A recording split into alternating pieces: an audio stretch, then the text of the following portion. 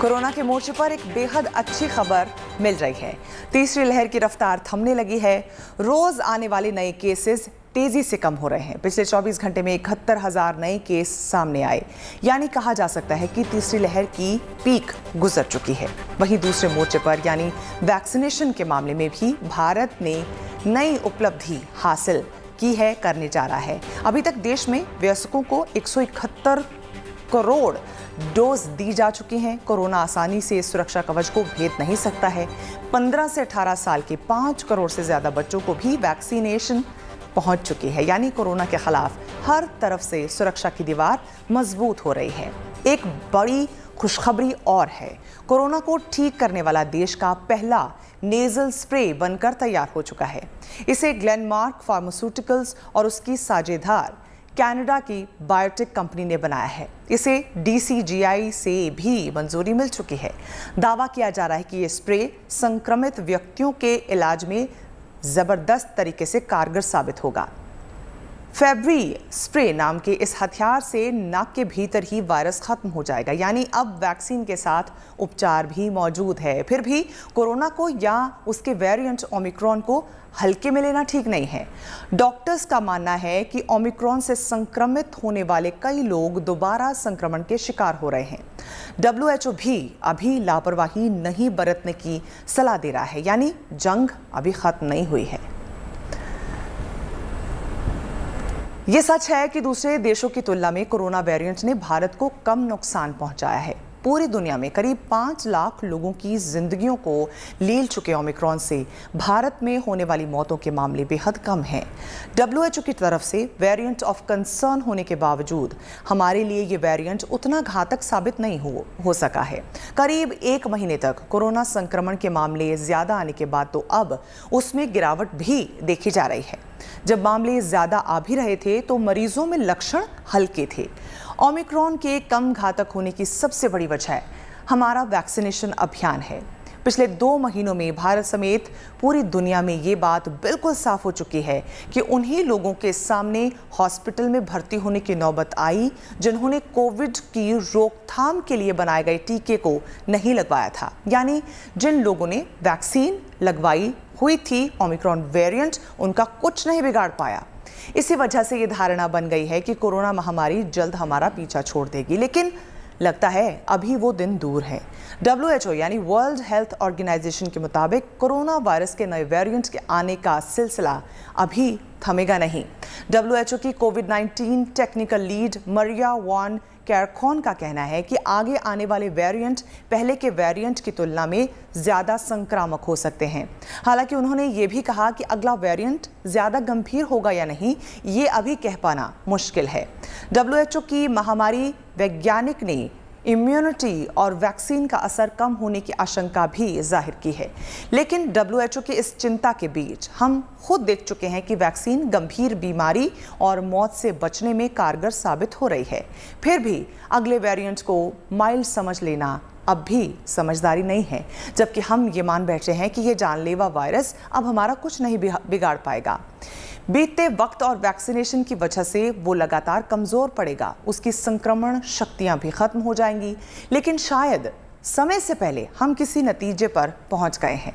Corona virus मिलने के करीब 2 साल बीत चुके हैं और अभी भी इसके नए वेरिएंट के आने की आशंका जाहिर की जा रही है। ऐसे में टीकाकरण के साथ साथ इलाज के बेहतर तरीके भी तलाशने होंगे।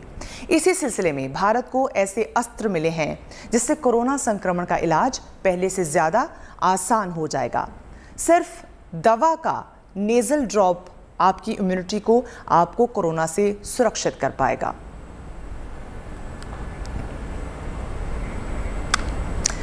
चलिए, इसी सिलसिले में जैसे कि हम बता रहे हैं कि संक्रमण से बच पाएंगे, इंजेक्शन के भरोसे अब तक हम युद्ध लड़ रहे थे, अब इंजेक्शन के साथ साथ फार्मास्यूटिकल कंपनी ग्लेनमार्क उसने नेजल तरीका ढूंढ लिया है।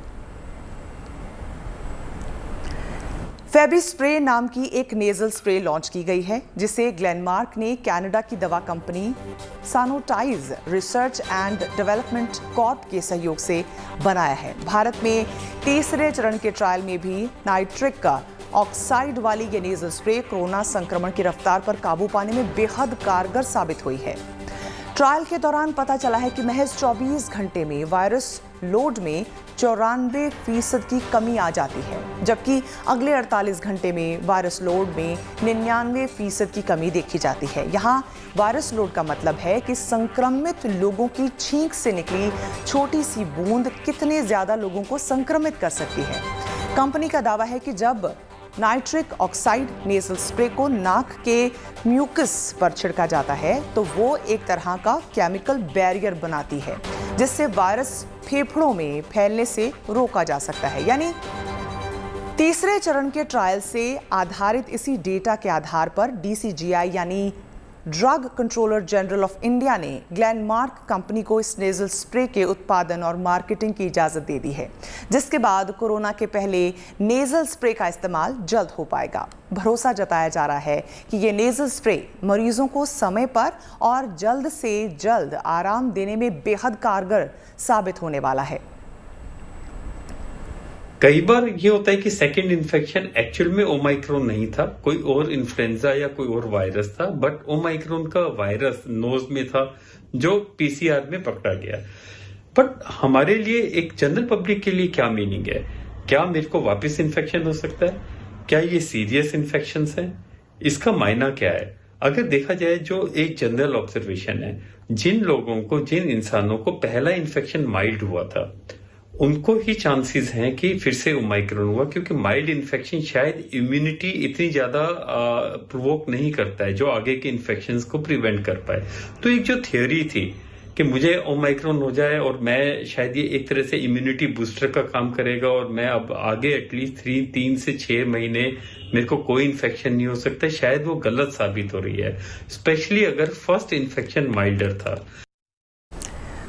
कोरोना के खिलाफ लड़ाई में एक और गुड न्यूज है। देश को अब मिक्स वैक्सीन का एक नया ब्रह्मास्त्र मिलने वाला है। देश में अब 3 वैक्सीन की मिक्स डोज पर अध्ययन शुरू होने वाला है, जिसके बाद एक ही वैक्सीन की सभी डोज लेने का पंगा भी खत्म हो सकता है। आइए इसे इस रिपोर्ट से समझते हैं।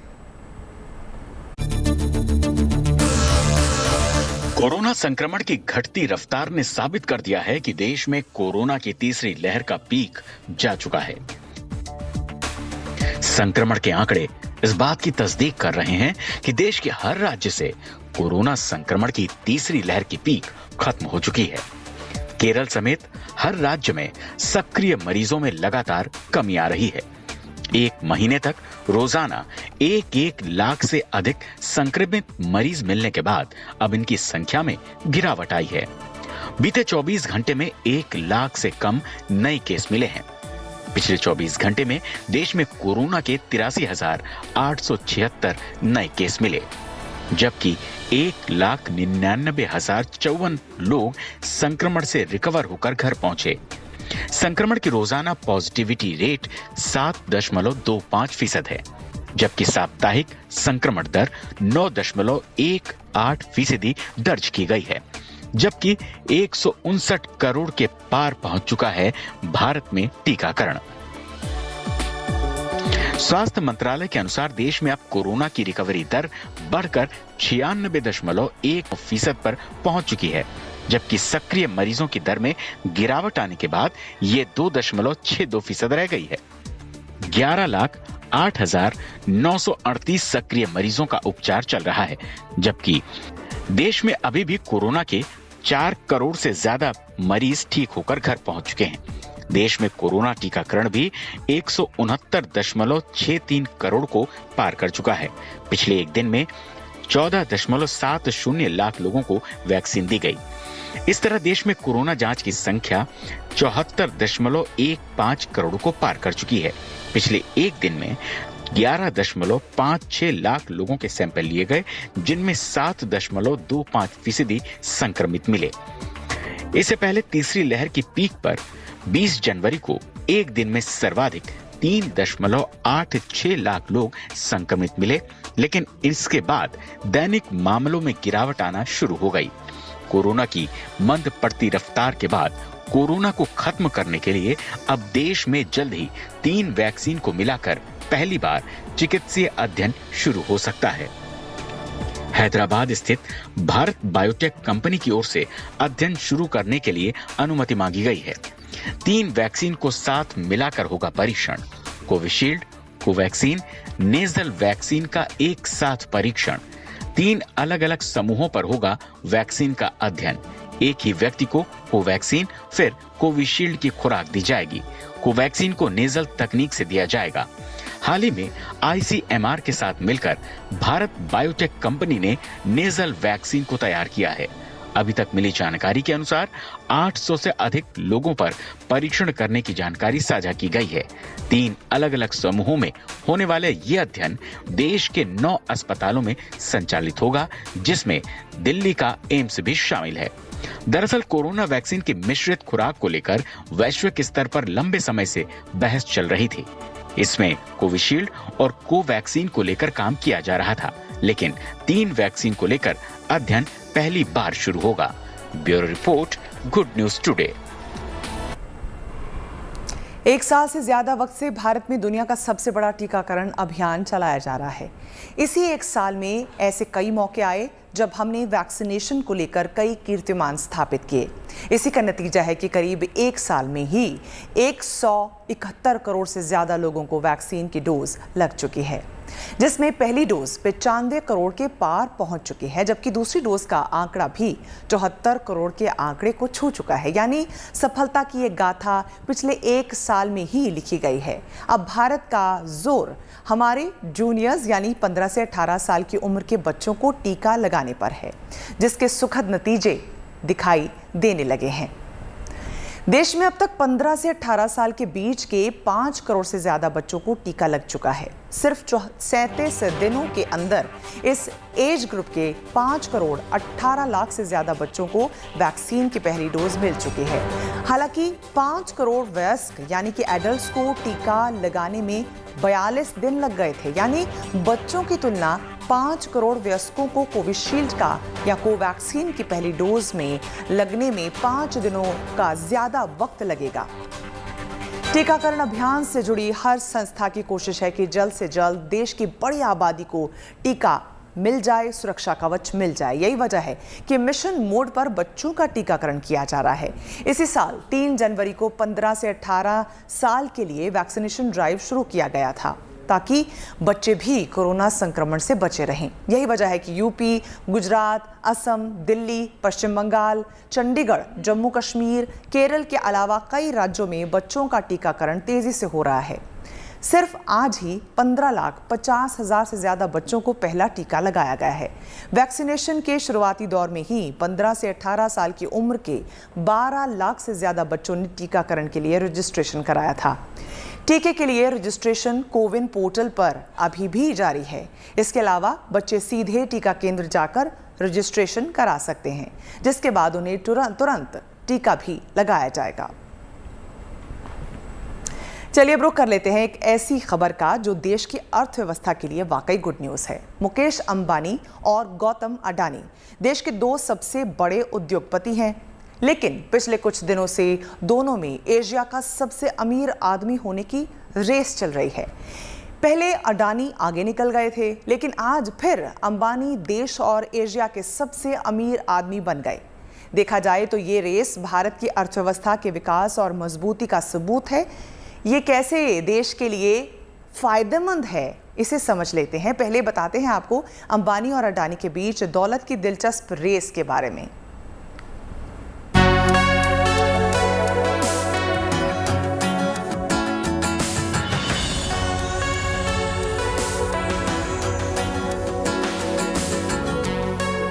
देश के 2 बड़े उद्योगपतियों के बीच दौलत की दौड़ दिलचस्प हो गई है। कभी एक बाजी मारता है तो कभी दूसरा आगे निकल जाता है। दोनों के दरमियान फासला कम है, लिहाजा दावे के साथ नहीं कहा जा सकता कि एशिया के सबसे अमीर आदमी का खिताब फाइनली किसके पास जाएगा। 5 दिन पहले यानी बीते शुक्रवार को गौतम अडानी ने दुनिया के सबसे अमीर लोगों की लिस्ट में मुकेश अंबानी को पीछे छोड़ दिया था और इस तरफ पहली बार भारत और एशिया के सबसे दौलतमंद आदमी हो गए थे। लेकिन रिलायंस ग्रुप के चेयरमैन मुकेश अंबानी एक बार फिर आगे निकल गए। ब्लूमबर्ग के इंडेक्स के मुताबिक अरबपतियों की लिस्ट में मुकेश अंबानी 10वें नंबर पर हैं और गौतम अडानी 11वें नंबर पर। दिलचस्प बात यह है कि फेसबुक के मालिक मार्क जकरबर्ग 14वें पायदान पर फिसल गए हैं।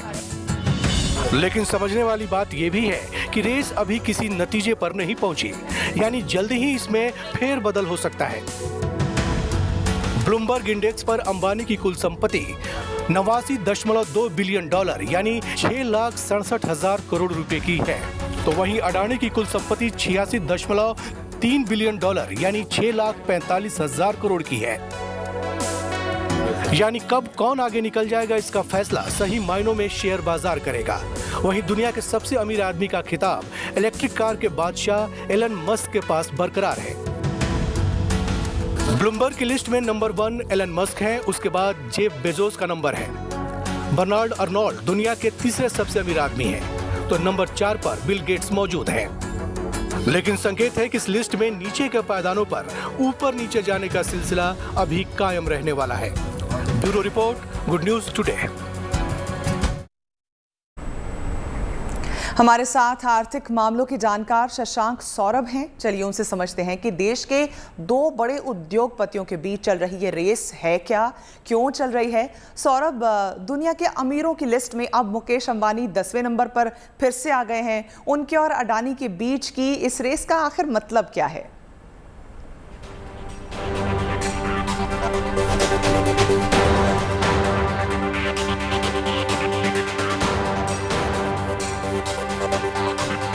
अदानी अंबानी उद्योगपति हैं और उद्योगपतियों में स्वस्थ प्रतिस्पर्धा हो वो पूरे अर्थ जगत के लिए बेहतर है, क्योंकि जब प्रतिस्पर्धा नहीं होगी, जब आगे बढ़ने की चाहत नहीं होगी, तो फिर मतलब कि वो हमारी अर्थव्यवस्था के लिए भी तो अनुकूल नहीं है। और अगर उद्योगपति अगर पैसे लगाता है, अगर कोई कैपिटल इन्वेस्टमेंट करता है, तो उस पर उसको रिटर्न चाहिए।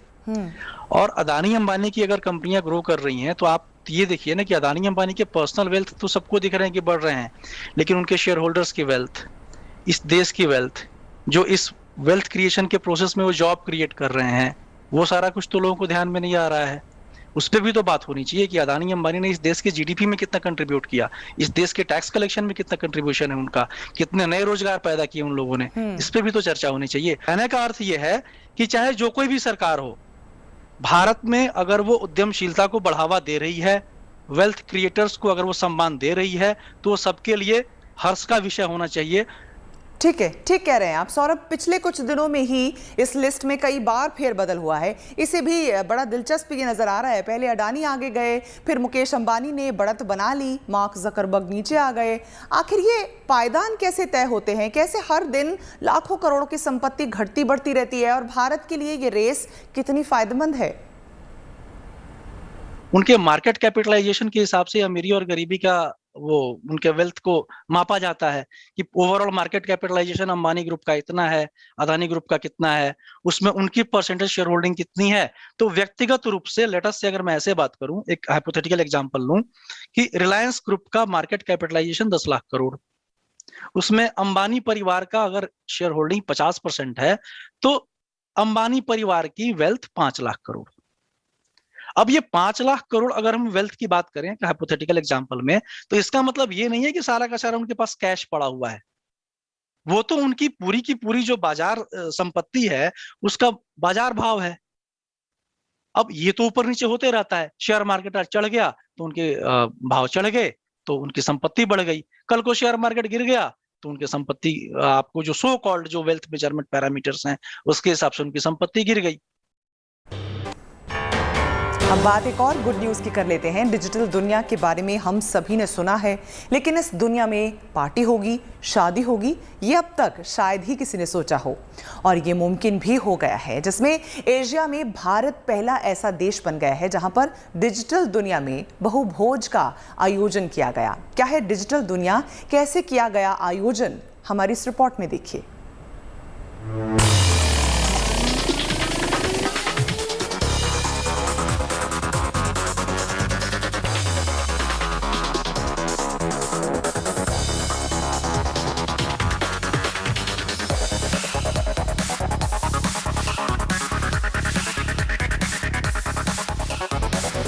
Good evening, everybody. We are all here at the Asia's first metaverse wedding presented by CoinSwitch. So here we have the couple, Dinesh, wedding Janakanandini. आपकी शादी हो रही हो और आपको दिवंगत पिता का आशीर्वाद लाइव मिले तो कैसा हो? कोरोना प्रतिबंधों के बावजूद देश विदेश के हजारों लोग आपकी शादी के रिसेप्शन में शरीक हों तो कैसा हो? इहलोक से परलोक तक आप जिन्हें भी अपनी शादी का गवाह बनाना चाहते हो, सब एक साथ मौजूद हो जाएं तो कैसा हो? மணமக்கள் வாழ்விலே எல்லா வளமும் பெற்று ये बातें सपने जैसी लग सकती हैं, पर खालिस हकीकत है।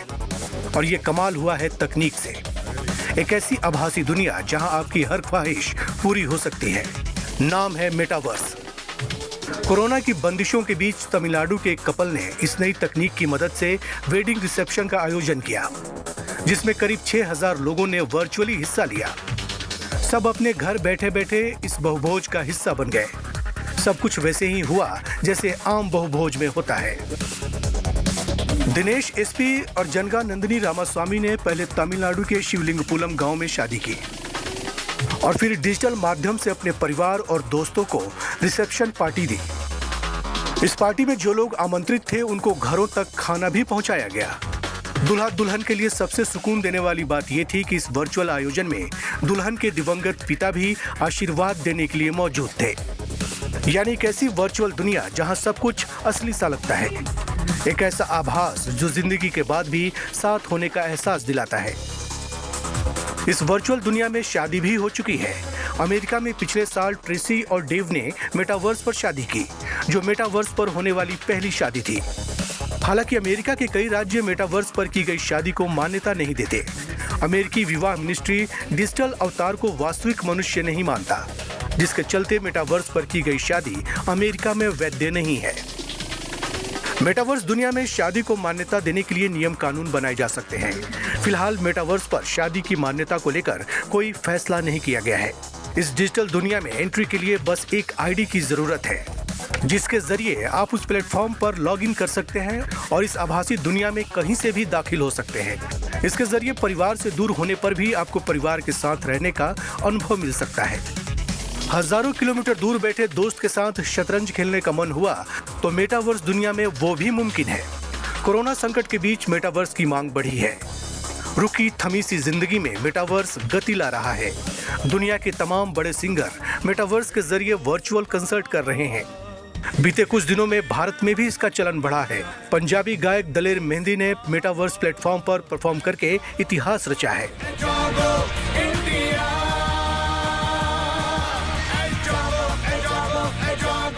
दलेर मेहंदी मेटावर्स की दुनिया में परफॉर्म करने वाले पहले भारतीय बन चुके हैं। 73वें गणतंत्र दिवस के मौके पर दलेर मेहंदी ने वो परफॉर्मेंस दी थी। आने वाले वक्त में धीरे धीरे मेटावर्स का दायरा और बढ़ सकता है। इसका बड़ा फायदा दफ्तरों में होगा, जहां मेटावर्स के वर्चुअल प्लेटफॉर्म पर असल जिंदगी के फासले और कम हो सकते हैं। Bureau report, good news today. किस्सों कहानियों की दुनिया को हकीकत का एहसास कराने जा रही इस मेटावर्स वर्ल्ड को आपको विस्तार से समझाते हैं। दरअसल मेटावर्स शब्द डिजिटल दुनिया में वर्चुअल और इंटरैक्टिव स्पेस को जानने और समझने के लिए किया जाता है। दूसरे शब्दों में कहें तो मेटावर्स एक वर्चुअल दुनिया है जहां एक इंसान शारीरिक तौर पर मौजूद नहीं होता हुआ तब भी मौजूद होने का एहसास करा सकता है। मतलब इसके जरिए इंसान सोशल मीडिया की दुनिया में नई टेक्निक के साथ अवतरित होता है। Metaverse augmented reality, virtual reality, machine learning, blockchain technology और आर्टिफिशियल इंटेलिजेंस का मिश्रण है। इसे इंटरनेट का भविष्य या वर्जन 2.0 कह सकते हैं। ये टेक्निक आपको एडवांस स्टेज में ले जाएगी। किसी चीज़, व्यक्ति, स्थान को सिर्फ देख ही नहीं सकेंगे, उसे छूकर महसूस भी किया जा सकेगा। इस टेक्निक से आप वर्चुअल आइडेंटिटी के जरिए डिजिटल वर्ल्ड में एंटर कर सकते हैं। वर्चुअल दुनिया में जाने के लिए आपको VR हेडसेट पहनना होगा। एक खास तरह के दस्ताने भी पहनने जरूरी होंगे। इस पैरेलल वर्ल्ड में आप घूम सकते हैं, सामान खरीद सकते हैं, साथ ही इस दुनिया में ही अपने दोस्तों और रिश्तेदारों से भी मिल सकते हैं। देखिए, मेटा दो शब्दों से मिलकर बनता है, मेटा और वर्स। मेटा मतलब होता है दुनिया से परे, जो आप सोच ही नहीं सकते, और वर्स का मतलब होता है यूनिवर्स, जो आपको दिखाई देता है। तो मेटावर्स का मतलब हुआ ऐसी चीज़ जो आपको सोच से परे है पर वो आपको रियल दुनिया से मिलाती है। मेटावर्स में हम क्या होता है कि दुनिया में मान लो हमारे दोस्त हमारे साथ नहीं रह रहे, आपके परिवार वाले आपके साथ नहीं रह रहे, पर आपको अपने गांव में, अपने शहर में जाके उनके साथ कॉफ़ी पीनी है, खाना खाना है, तो मेटावर्स के थ्रू वो आप उन डिजिटल लाइफ में घुसकर एक डिजिटल लाइफ में जाकर उसमें आप उनके साथ कॉफ़ी पी सकते हैं, उनके साथ आप क्या कहते हैं अपने जितनी भी एक्टिविटीज़ हैं वो सारी एक्टिविटीज़ कर सकते हैं, और साथ में आप उनके साथ मनोरंजन भी कर सकते हैं, साथ में खेल भी सकते हैं। ये सब का सब डिजिटल लाइफ में होगा जब आप मेटावर्स के ऐप के थ्रू अपने आप को वर्चुअली और रियल लाइफ को आपस में कनेक्ट करेंगे। यानी अब हम सबको इस वर्चुअल दुनिया के लिए अपने आप को तैयार कर लेना होगा। चलिए फिलहाल आगे बढ़ते हैं और आखिर में दिल को छू लेने वाली तस्वीर आपको दिखाते हैं। ओडिशा के मयूरभंज में एक कलाकार ने सुरों की मलिका लता मंगेशकर को अनूठे अंदाज में श्रद्धांजलि अर्पित की है। उन्होंने स्मोक आर्ट के जरिए लता दी की एक शानदार तस्वीर बनाई है।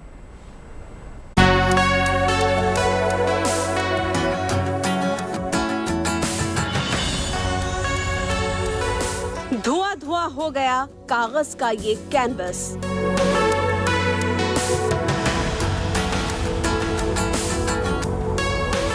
और फिर इस पर चली कलाकार की कलम।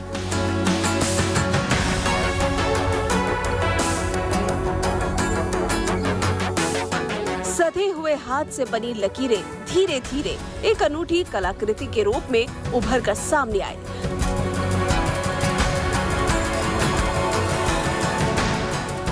यह अनूठी तस्वीर है सुर साम्राज्ञी लता मंगेशकर की। लता जी को श्रद्धांजलि देने के लिए ओडिशा के मयूरभंज के युवा कलाकार समरेंद्र बेहरा ने स्मोक आर्ट के अपने हुनर का ये शानदार इस्तेमाल किया है।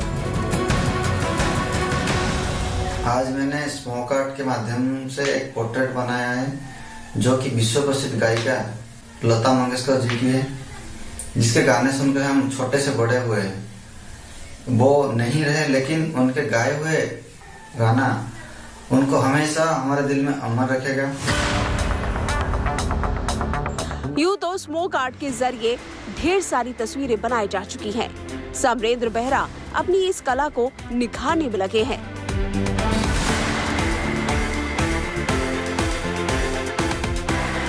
इस कड़ी में लता जी की ये तस्वीर बनाकर उन्होंने न सिर्फ उन्हें एक श्रद्धांजलि दी है बल्कि अपनी कलाकारी का एक शानदार नमूना भी पेश किया है। Bureau report, good news today.